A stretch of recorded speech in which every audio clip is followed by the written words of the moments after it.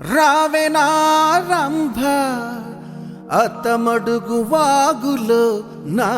అత్త కూతురిలా కదలిరా ఊర్వశి